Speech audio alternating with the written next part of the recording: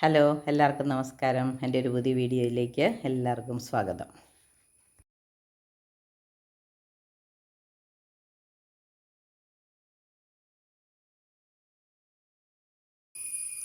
ഒരു വാഴക്കൂമ്പ് കിട്ടിയിട്ടുണ്ട്. ഏത്തവാഴയുടെയാണ്. അത് നമുക്ക് വെള്ളത്തിലരിഞ്ഞ് ഒരു വലിയ ചുണ്ടായതുകൊണ്ട് തന്നെ വേറൊന്നും ചേർക്കുന്നില്ല. പണ്ടത്തെ പഴയ ഒരു രീതിയിൽ അല്പം അരി ഇട്ട് കടുക് പൊട്ടിച്ച് നമുക്കിത് തന്നെ തോരൻ വെക്കാം. വെള്ളത്തിലാട്ടുകയാണ് ഞാൻ അരിയുന്നത്. എൻ്റെ വെള്ളം എടുത്തിട്ടുണ്ട്. വെള്ളത്തിലേക്ക് ഇത് അരിഞ്ഞെടുത്തുകൊണ്ട് വരാം. വാഴച്ചുണ്ട് ഇവിടെ അരിഞ്ഞെടുത്തിട്ടുണ്ട്. ഞാൻ സാധാരണ അരിയുന്നതിനേക്കാൾ ഇച്ചിരി കൂടുതൽ തന്നെ വയ്ക്കാനായതുകൊണ്ട് അല്പം കൂടുതൽ എടുത്തിട്ടുണ്ട്. അതാണ് വെളുത്ത നിറം വന്നിരിക്കുന്നത്. അതിൻ്റെ പൂവിൻ്റെ കുറച്ചും കൂടെ അരിഞ്ഞിട്ടുണ്ട്. അതിൻ്റെ ആ പോള മാത്രമാണ് അരിയുന്നെങ്കിൽ വയലറ്റ് നിറത്തിലിരുന്നതിന്. ഇനി നമുക്കിത് നാര് കളഞ്ഞ് ഒരു ഈർക്കിലിട്ട് ചുറ്റിച്ച്, എല്ലാവർക്കും അറിയാവുന്ന കാര്യമല്ലേ, ഒന്ന് കഴുകി വെള്ളം വലം വയ്ക്കാം.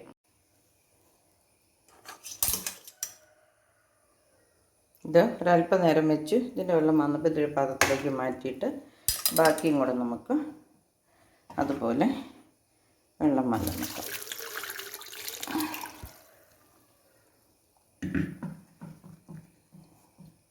ഇതിൻ്റെ വെള്ളം പോയി കഴിയുമ്പം നമുക്കെടുക്കാം. നമുക്കിനി വാഴച്ചുണ്ടിനുള്ള അരപ്പ് തയ്യാറാക്കാം. അതിനൊരു 4-5 ഉള്ളി എടുക്കുന്നുണ്ട്. അത്രയും തന്നെ കാന്താരി മുളകും എടുക്കുന്നുണ്ട്. ഇനി തേങ്ങയും മഞ്ഞളുമാണ് വേണ്ടത്.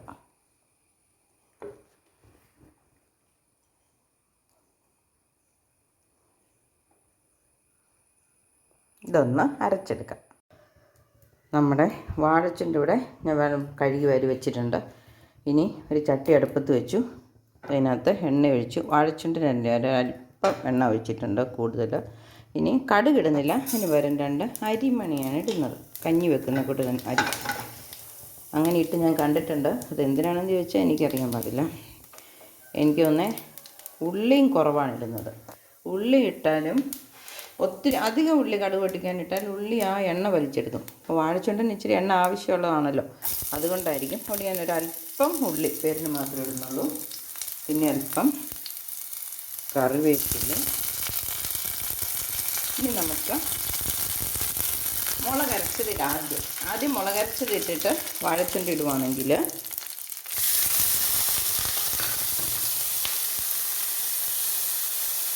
അധികം വെള്ളം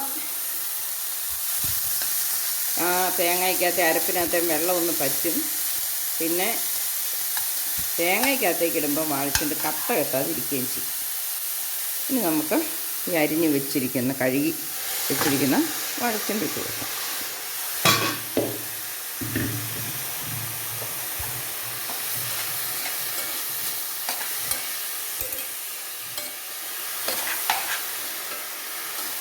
ബാക്കി തോരനൊക്കെയാണെങ്കിൽ നമ്മൾ തോരൻ വയ്ക്കാനുള്ള സാധനം വെച്ചിട്ട് അതിൻ്റെ മുകളിലാണ് അരപ്പിട്ട് മൂടി വയ്ക്കുന്നത്. ഇലക്കറികളും വാഴച്ചുണ്ടും ഒക്കെ വെക്കുമ്പം ആദ്യം അരപ്പിടുവാണെങ്കിൽ ഈ ഇലയും വാഴച്ചുണ്ടും ഒക്കെ കട്ട കെട്ടാതെ നല്ല വിട്ട് കിടക്കും. ഇനി നമുക്ക് ഇച്ചിരി ഉപ്പ് ചേർക്കാം. അപ്പം ഒരല്പം ഉപ്പ് പൊടി.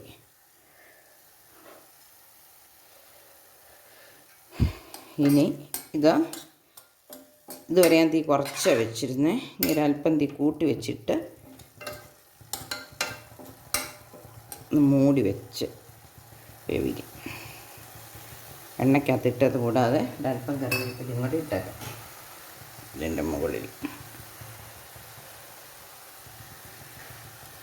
ഉള്ളി, മുളക്, തേങ്ങ, മഞ്ഞൾ ഇത്ര മാത്രമേ അരപ്പിനകത്ത് ചേർത്തിട്ടുള്ളൂ കേട്ടോ. നമുക്കിത് മൂടി വെച്ച് വേവിക്കാം.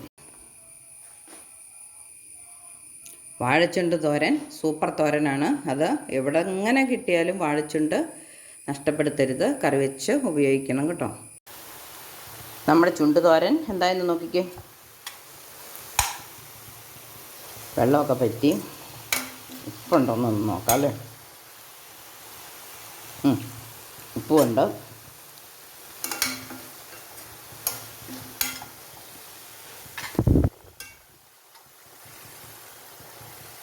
അപ്പോൾ ഗുണപ്രദമായ സ്വാദിഷ്ടമായ വെറൈറ്റിയായ പഴയ രീതിയിലുള്ള ഒരു ചുണ്ട് തോരനാണിത്. ചുണ്ട് തന്നെ വെച്ചത്. ഇതിൻ്റെ കൂടെ നമുക്ക് പരിപ്പോ പയറോ കടലയോ ഒക്കെ ചേർത്ത് വയ്ക്കാം കേട്ടോ. അപ്പം ഇത് തന്നെ വെച്ചാലും വാഴച്ചുണ്ടിനകത്തൊക്കെ കുറേ അധികം മിനറൽസും ധാതുക്കളൊക്കെ ഉള്ളതാണല്ലോ. അപ്പം പിന്നെ വയറിന് നല്ലതുമാണ്. അസിഡിറ്റി ഒന്നും ഉണ്ടാക്കിയാല, ഗ്യാസ് ഉണ്ടാക്കിയാല, അസുഖക്കാർക്കൊക്കെ ഈ കൂട്ടാവുന്നൊരു കറിയാണ്. കിഡ്നിക്ക് എന്തെങ്കിലും കുഴപ്പമുള്ളവർക്കാണെങ്കിൽ പോലും ഇത് പയ്യെ ഒന്ന് ചൂടുവെള്ളത്തിലിട്ട് വെച്ചിട്ട് ഊറ്റി കളഞ്ഞിട്ടൊക്കെ കൂട്ടാവുന്നതാണ്. തിളപ്പിച്ചൂറ്റി കളയണമെന്ന് നിർബന്ധമില്ല. എന്നാലും കുറച്ച് നേരം അധിക സമയം ചൂടുവെള്ളത്തിലിട്ടൊക്കെ വെച്ചാലും മതി. എന്നിട്ടും നമുക്കിത് കഴിക്കാവുന്നതാണ്. പ്രായമായവർക്കും വയറിന് ഒരു കേടും വരുത്തിയാൽ, അല്ലെങ്കിൽ ഗ്യാസോ അസിഡിറ്റി, ഗ്യാസ് ട്രബിൾ ഇതൊന്നും ഉണ്ടാക്കിയല്ലാത്ത ഒരു ഔഷധ ഗുണമുള്ള പച്ചക്കറിയാണ്. അല്ലെങ്കിൽ പൂവ് തോരൻ, അല്ലെ ചുണ്ട് തോരൻ എന്ന് പറയുമ്പം പൂവ് തോരൻ. ഇത് നിങ്ങളെല്ലാവരും ട്രൈ ചെയ്ത് നോക്കണം. പിന്നെ എൻ്റെ വീഡിയോ ഇഷ്ടപ്പെട്ടെങ്കിൽ ലൈക്ക് ചെയ്യണം, ഷെയർ ചെയ്യണം, കമൻ്റ് ഇടാൻ മറക്കരുത്. നിങ്ങളുണ്ടാക്കുന്ന വേറെ തരത്തിലായിരിക്കും. അപ്പോൾ എനിക്കത് പഠിക്കാൻ പറ്റും. നിങ്ങളതും കൂടെ എന്തെങ്കിലുമൊക്കെ കാണുമ്പം അതിൻ്റെ കമൻറ്റുകൾ താഴെ ഇട്ടാൽ നമുക്ക് എല്ലാവർക്കും അത് പ്രയോജനപ്പെടും. അപ്പോൾ അടുത്തൊരു വീഡിയോ ആയിട്ട് വരുന്നത് വരെ ബൈ. ഒരു ദിവസം കൊണ്ട് അല്ല 2 നേരം കൊണ്ട് നമ്മൾ 2 പേരുള്ള വീട്ടിൽ ഇത് കൂട്ടിത്തീരില്ലല്ലോ. അപ്പം ഇതുണ്ടാക്കുമ്പോൾ തന്നെ ചൂടോടെ ഇങ്ങനെ പാത്രത്തിലേക്ക് മാറ്റി ചൂടാറിക്കഴിയുമ്പം അടച്ച് വെച്ചാൽ നമുക്ക് ഒരു 2-3 ദിവസം കഴിയുമ്പം, 2 ദിവസമൊക്കെ അടുപ്പിച്ച് കൂട്ടണമെന്നൊന്നുമില്ലല്ലോ, 2-3 ദിവസം കഴിയുമ്പോൾ എടുത്ത് ഓവനകത്ത് വെച്ച് ആവി കയറ്റുമോ, അല്ലെങ്കിൽ ഒന്ന് ചീനച്ചട്ടിക്കകത്ത് എണ്ണ ഒഴിച്ച് ഒന്നുകൂടെ പതുക്കെ ഒന്ന് ചൂടാക്കുകയോ ചെയ്താൽ നമുക്ക് ഉപയോഗിക്കാവുന്നതാണ്. അപ്പം ഞാൻ ഇതുണ്ട്, ഇത് മതി ഇന്ന് ഞങ്ങൾക്ക് കൂട്ടാൻ. അപ്പോൾ ഇത്രയും ഞാനെടുത്ത് ഫ്രിഡ്ജിൽ വയ്ക്കുകയാണ്. അപ്പോൾ അത് കൂട്ടിയിട്ട് മിച്ചം വരുന്നിടത്ത് ഫ്രിഡ്ജിൽ വയ്ക്കുന്നതിനേക്കാൾ എപ്പോഴും നല്ലത് ആ ചൂടോടെ തന്നെ ഒരു പാത്രത്തിലാക്കി ആ ചൂടാറിക്കഴിയുമ്പം പാത്രം അടച്ച് ഫ്രിഡ്ജിൽ വയ്ക്കുന്നതാണ്. അതുകൊണ്ടാണ് ഞാനിപ്പം കറി വെന്ത ഉടനെ ഇത് ഈ ബൗളിലേക്ക് ആക്കിയത്. ഇനി ഇത് ഇപ്പോൾ കുറച്ച് നേരം ഇവിടെ തുറന്നിരുന്നിട്ട് അടച്ച് ഫ്രിഡ്ജിൽ വയ്ക്കാനുള്ളതാണ്. അപ്പം നിങ്ങൾക്ക് ഈ ടിപ്പൊക്കെ ഉപയോഗിക്കാവുന്നതാണ്. അല്ലെങ്കിൽ നമ്മളിത് ഉച്ചയ്ക്ക് കൂട്ടി വൈകുന്നേരം കൂട്ടി അത് കഴിഞ്ഞ് മിച്ചം വരുന്നെടുത്ത് ഫ്രിഡ്ജിൽ വെച്ചാൽ ഒരു പക്ഷേ അത് കേടായി പോകാൻ സാധ്യതയുണ്ട്.